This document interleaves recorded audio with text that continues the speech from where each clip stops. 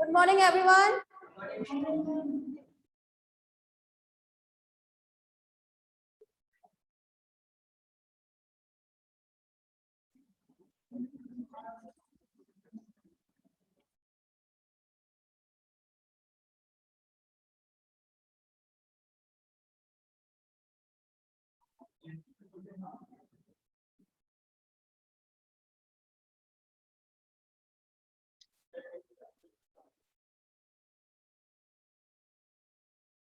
हाँ भाई, second year. आप लोगों के में जो कल से टॉपिक स्टार्ट हुआ था, कौन सी बुक स्टार्ट की थी हम लोगों ने कल से? कौन सी बुक स्टार्ट की थी हमने कल से? थर्ड। थर्ड का नाम माइक्रोबायोलॉजी। अच्छा, कल वैसे मैंने बहुत ज्यादा पढ़ाया था ना, तो आप लोग शायद भूल गए कुछ चीजें। हाँ?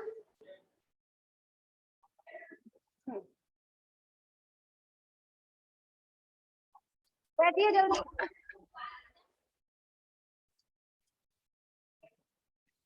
हाँ भाई, सेकेंड ईयर। कल से आप लोगों का पेपर थर्ड स्टार्ट हुआ था। एम आई राइट? थर्ड का नाम था इम्यूनोलॉजी, माइक्रोबायोलॉजी एंड बायोटेक्नोलॉजी। ठीक है, इस चीज को रट लीजिए आप लोग। ठीक, आप लोगों के लिए एक स्पेशल बात यह है कि इम्यूनोलॉजी क्लास सिर्फ 2 दिन और चल रही है, आज और कल। मंडे से आप लोगों का पेपर सेकंड स्टार्ट होगा, that is physiology and biochemistry. ठीक है, कोई दिक्कत?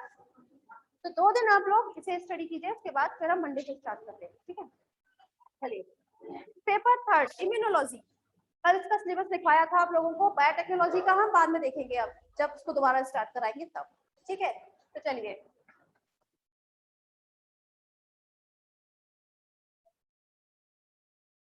इम्यूनोलॉजी मतलब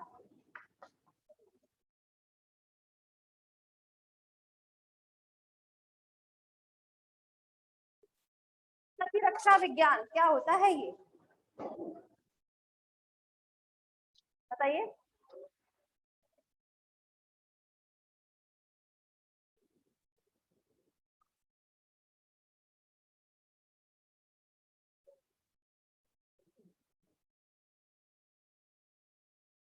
हाँ भाई, प्रतिरक्षा तंत्र के अध्ययन को हम प्रतिरक्षा विज्ञान कहते हैं।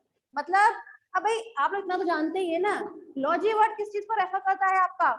स्टडी।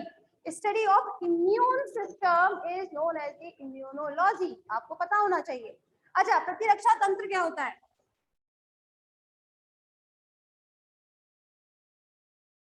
नहीं पता?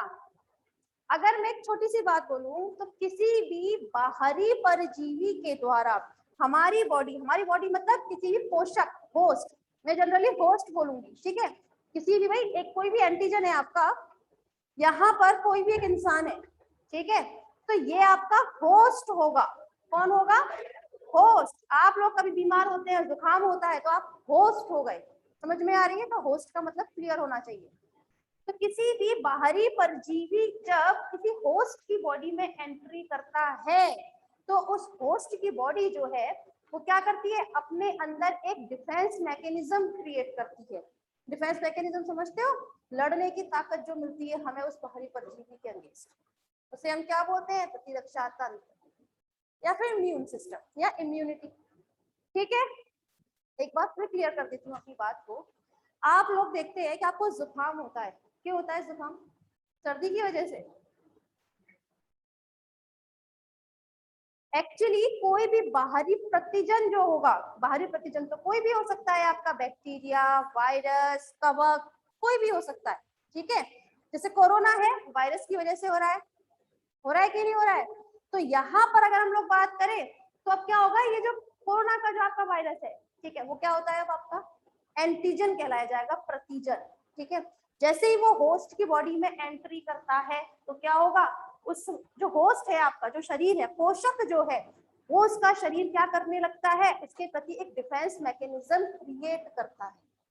ठीक है, तो यहाँ पर डिफेंस मैकेनिज्म जो होता है हमारा, उसको हम क्या बोलते हैं? प्रतिरक्षा तंत्र।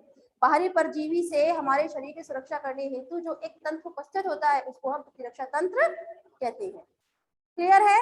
इसकी हालांकि डेफिनेशन में लिखवा दूंगी।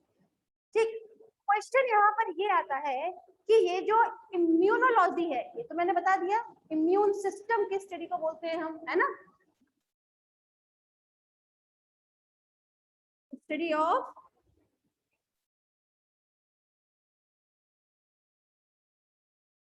Immune system. ठीक, अब ये इम्यून शब्द जो है ये किससे मिलकर बना हुआ है, इसका मतलब क्या होता है? तो ये इम्यून शब्द जो है ये एक लैटिन भाषा का शब्द है जिसका नाम होता है इम्यूनिस।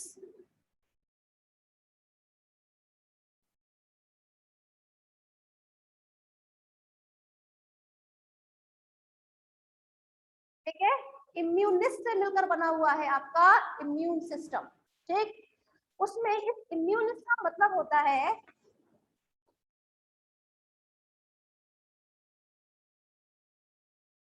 फ्री ऑफ बर्डन, मतलब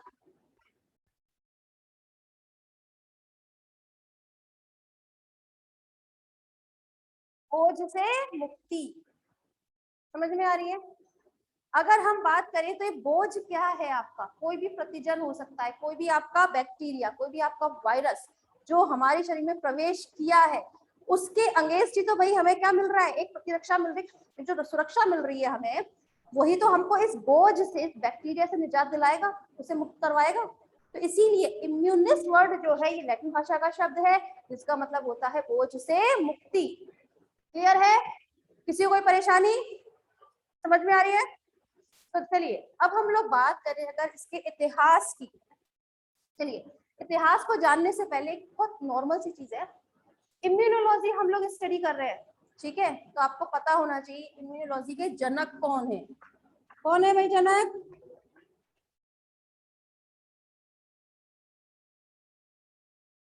माइकल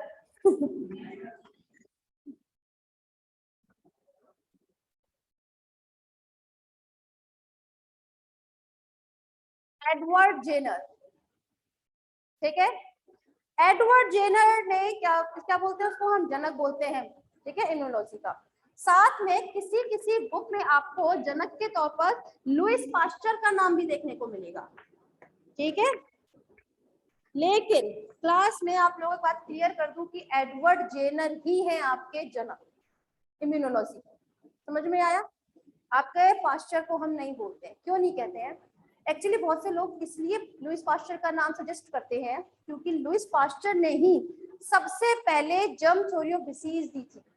ठीक है ना, अपनी एक थ्योरी दी थी जो जर्म डिसीज का, जो हमें 11th-12th में पढ़ाया जाता है। लुइस पास्चर ने क्या किया था, एक फ्लास्क लिया था, उसमें आग कर दी थी, उसकी इस तरह से नली कर दी थी, फिर क्या किया था, उसको तोड़ दिया था। याद आ रहा है एक्सपेरिमेंट? तो वो क्या था आपका, यही था जर्म डिसीज का, ठीक है, थ्योरी ऑफ जर्म डिसीज। तो लुइस पास्चर ने जर्म थ्योरी ऑफ डिसीज जब दी थी, इसीलिए बहुत से लोग क्या करते हैं, इनका नाम सजेस्ट करते हैं कि नहीं ये थे। एक्चुअली जब लुइस पास्चर ने अपना मत प्रस्तुत किया था तो उसकी वजह से लोगों का ध्यान इम्यूनोलॉजी की तरफ गया तो था। पहले लोग ये बात मानते तो थे कि हमारे शरीर में कुछ ऐसी चीज तो होती है जो हमें बीमारी से लड़ने के लिए तैयार करती है, ये बात जानते थे। कैसे जानते थे? पहले स्मॉल पॉक्स, बहुत छोटी सी बीमारी जो आज के टाइम में बहुत छोटी है, आज से कई साल पहले बहुत भयानक बीमारी मानी जाती थी, एक तरीके से महामारी मानी जाती थी उसको, क्योंकि वो एक पर्सन से दूसरे पर्सन बहुत जल्दी ट्रांसफर हो जाया। समझ में आ रहा है? तो उस दौरान क्या था कि जो स्मॉल पॉक्स की बीमारी थी, लोग जानते थे कि ये हो तो एक बार ही है, किसी इंसान को स्मॉल पॉक्स जीवन में एक ही बार होता है, दूसरी बार नहीं होता है, बट ये वो नहीं जानते थे, है ना, लेकिन उसको उन्होंने महामारी घोषित कर दिया था। तो ये लुइस पास्चर जो थे, इन्होंने एक्चुअली एक टीके की खोज की थी, वो भी किसका था टीका, रेबीज का टीका। ठीक है, रेबीज के टीके की खोज किसने की थी, आपके लुइस पास्चर ने। लेकिन जो इनके जनक थे एडवर्ड जेनर, उन्होंने आपके स्मॉल पॉक्स के टीके की खोज की थी। समझ में आया? जो चेचक होती थी उसके टीके की खोज किसने की थी, एडवर्ड जेनर ने की थी। इसीलिए उनको हम क्या बोलते हैं, फादर ऑफ इम्यूनोलॉजी। ठीक है, प्रतिरक्षा विज्ञान के जनक के तौर पर हम इनको जानते हैं। समझ में आ रहा है दोनों में अंतर क्या था? लुईस पास्चर ने पहले बताया तो था, बट वो ना तो कोई खोज कर पाए थे इम्यूनोलॉजी से रिलेटेड, ये इन्होंने बहुत बाद में दिया था, रेबीज के टीके के पहले एडवर्ड जेनर कर चुके थे। समझ में आ रहा है? तो नोट डाउन करो, फिर आगे लिखवाते हैं। अच्छा, हेडिंग लिखिएगा जरा, प्रतिरक्षा विज्ञान।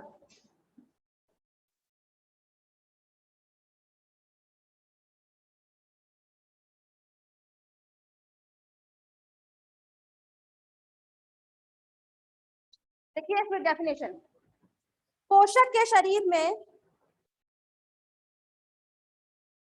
पोषक के शरीर में रोगजनक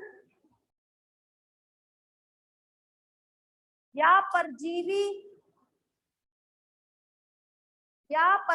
के प्रति पाई जाने वाली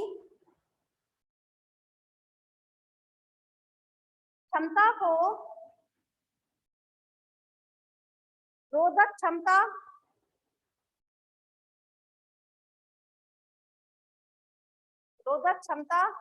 कहते हैं। रोधक क्षमता मतलब इम्यूनिटी। ठीक है, रोधक क्षमता कहते हैं। फिर आगे आप ये लिख लीजिएगा चाहे तो, कि लैटिन भाषा के इम्यूनिस से वो है, सिर्फ शॉर्ट में ही लिखना, मैं पूरा नहीं लिखवा रही इस चीज को। ठीक है, कि इम्यूनिटी शब्द किससे मिलकर बना हुआ है आपके, इम्यूनिस से। इम्यूनिस क्या है, लैटिन भाषा का शब्द है। ठीक है ना, तो इस तरह लिख लेना आप,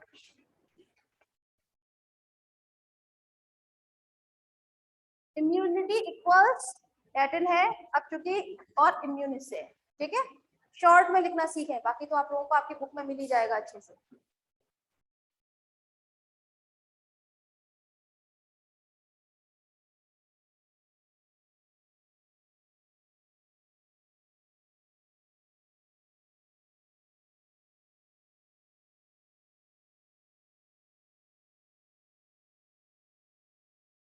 नेक्स्ट लाइन से लिखिएगा,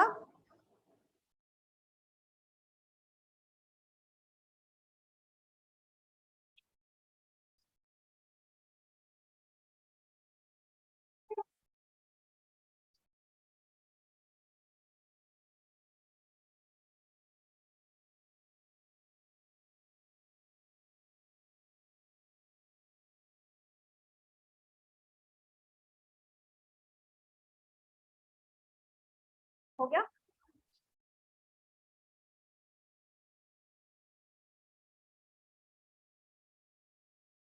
पानी आने से पहले आते आते, मेरे पास नहीं है, सीरियसली नहीं है।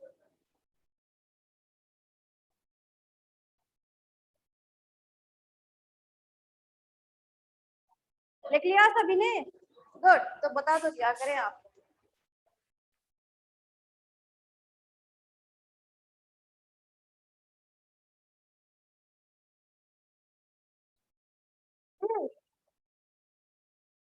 देखिए, साथ में एक साइंटिस्ट थे जिनका नाम था वारो। क्या नाम था? वारो। उन्होंने ये कहा कि कोई भी बीमारी जो है वो किसी भी संसर्ग कारक की वजह से होती है। किसकी वजह से होती है? संसर्ग कारक। संसर्ग कारक मतलब जो एक पर्सन से दूसरे पर्सन में बहुत इजीली ट्रांसफर हो जाती है, उसकी वजह से होती है। वो नहीं जानते थे परजीवी क्या होता है, या परजीवी की वजह से होती है, किसी बैक्टीरिया की वजह से होती है वो डिसीज, या किसी वायरस की वजह से होती है, वो ये नहीं जानते थे। उन्हें ये पता था कोई एक सूक्ष्म जीव होता है जिसकी वजह से कोई भी पोषक जो है, कोई भी इंसान जो है वो क्या हो जाता है, बीमार हो जाता है। और उस कारक को उन्होंने क्या टर्म दिया था, संसर्ग कारक। ठीक है, एक साइंटिस्ट और हुए जिनका नाम था एमिल वॉन हेरिंग। ठीक है, उन्होंने किसकी खोज की थी? एंटीबॉडीज की।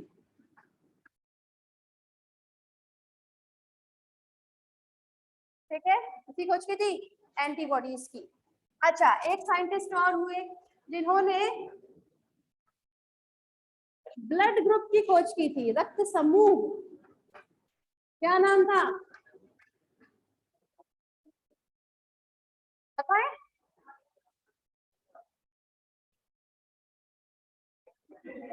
इंटेलिजेंट लोग, अरे पढ़कर ना बोले, कॉपी किताब बंद हो जाए करे। अगर आपको पढ़ने का इतना हुआ ना तो घर पर पढ़े, पता है क्यों? वरना आपको जो यहाँ भी कराया जाएगा ना वो भी ऊपर से निकल जाएगा, ध्यान ही नहीं जाएगा। ये तो आपके पास घर पर भी है, घर पर पढ़े तसल्ली से।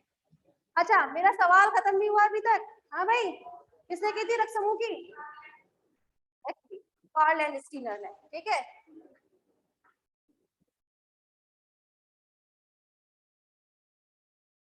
अच्छा, मुझे इतना और बताइए आप लोग, RH ग्रुप की खोज किसने की थी? करने की थी। पहली बार सुन रही हूँ विटेकर ने की थी। फाइव किंगडम स्कीम दी थी विटेकर ने, RH विटेकर ने।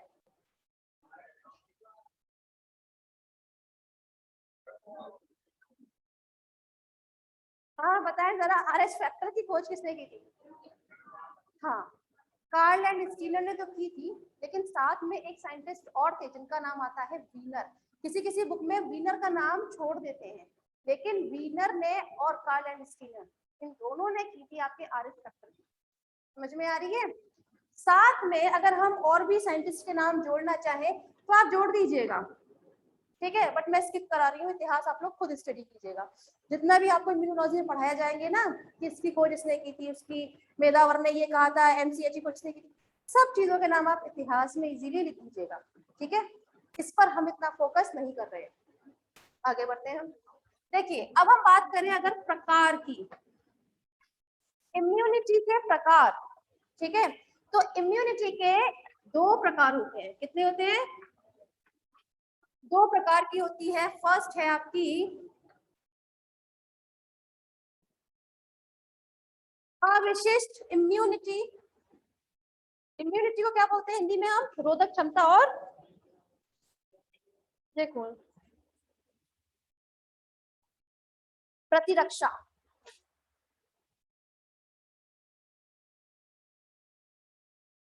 ठीक है, एक होती है आपकी अविशिष्ट और दूसरी होती है विशिष्ट प्रतिरक्षा।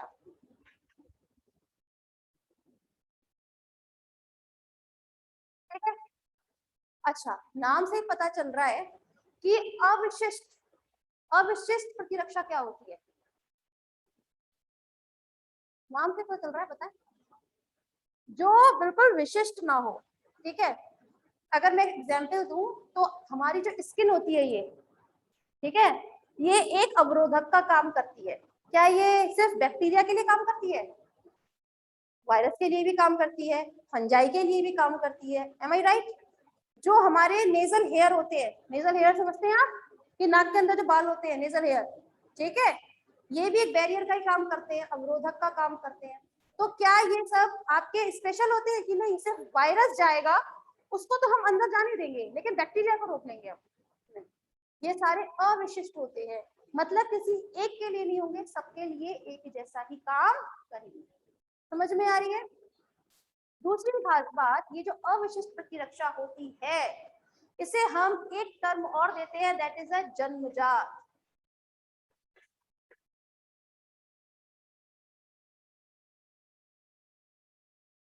जन्मजात प्रतिरक्षा मतलब ये एक ऐसी प्रतिरक्षा होती है जो जन्म से ही हमें मिली होती है।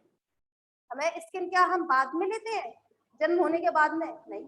क्या हमारे नेजल हेयर हमें बाद में मिलते हैं? तो नहीं। क्या हमारे अंदर ये जो यहाँ कान के अंदर मैल जम जाता है, ठीक है, वो हमें बाद में मिलता है? तो नहीं। ये सब चीजें हमें जन्म से ही मिलती है अपने आप। ये बैरियर अवरोधक होते हैं जो आपको पढ़ाए जाएंगे बकायदा डिटेल्ड में, ठीक है। तो जन्मजात प्रतिरक्षा कौन सी होती है आपकी? अविशिष्ट प्रतिरक्षा। क्लियर है?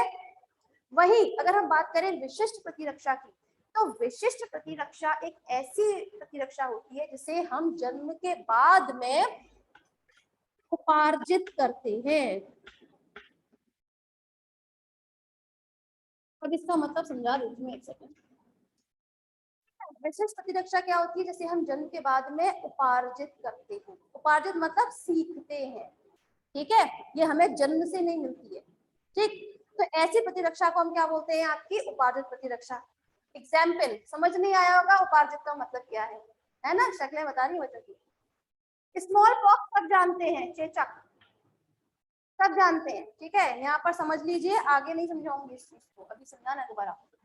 स्मॉल पॉक्स, किसी भी होस्ट को स्मॉल पॉक्स होता है, एक बार होता है, एक ही बार होता है, दोबारा क्यों नहीं होता?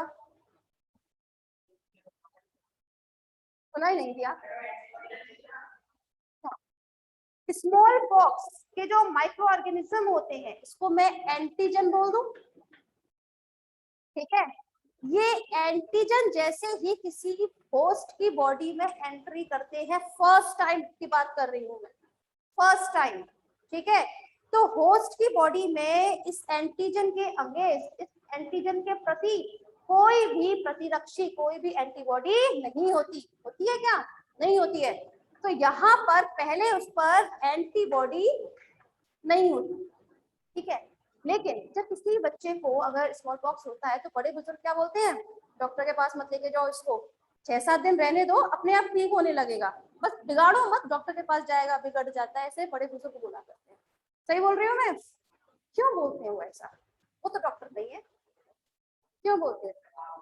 वो एक्चुअली ये बात जानते हैं कि स्मॉल पॉक्स का एंटीजन जो है बच्चे की बॉडी में जैसे ही उसने एंट्री की है, प्रवेश किया है, तो उस बॉडी में, ठीक है, बच्चे के शरीर में एंटीबॉडी बनने में कुछ टाइम लगेगा।